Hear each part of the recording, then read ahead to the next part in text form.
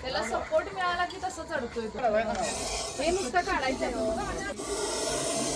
आता आपण ST colony चंबुगडी या एरियामध्ये आलोय. तिथं यांच्या इथे साप आलाय. बघूया कोणता साप आहे, त्याला कसं रेस्क्यू करतो.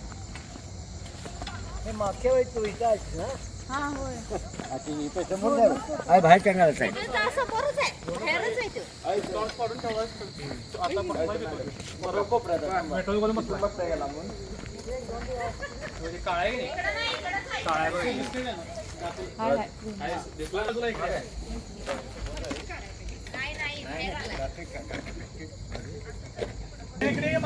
डॉग बाहेर येत नाही ना ते. डॉग येत नाही.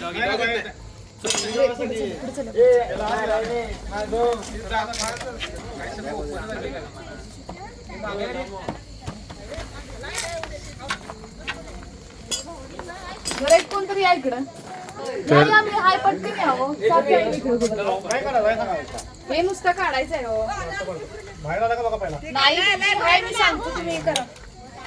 अहो ताई हाय की आम्ही इथे. त्यांना काय साप धरायला लावाले.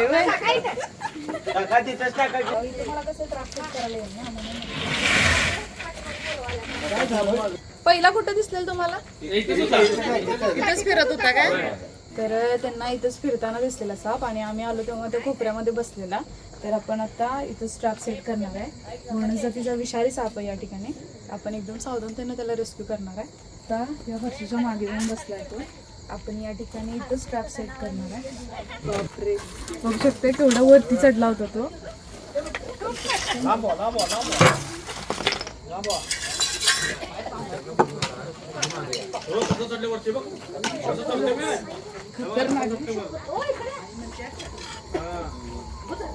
त्याला सपोर्ट मिळाला की तसं चढतोय तो. असं आहे.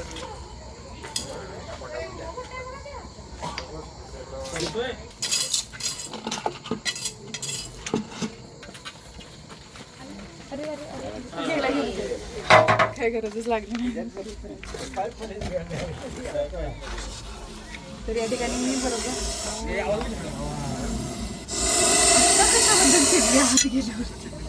तर या ठिकाणी हा साप चिडल्यानंतर किंवा आपल्याला एक सावधानतेचा इशारा देते की माझ्यापासून धोका आहे, माझ्यापासून लांब आहे. कुकरची शिट्टी ज्याप्रमाणे वाजते त्याप्रमाणे हा साप आवाज करतोय.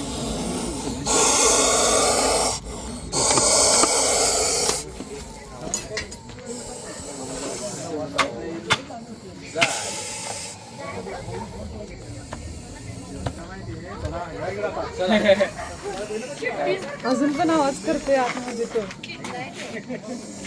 तर आपण याला एकदम सेफली रेस्क्यू केलंय आणि लगेच आपण याला वन विभागाकडे सुपूर्द करणार.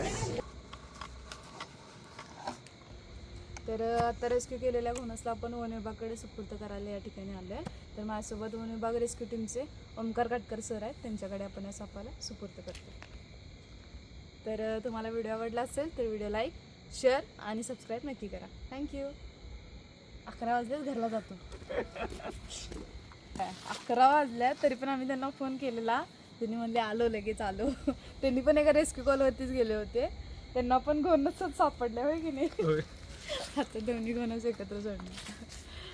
चलो बाय बाय, गुड नाईट.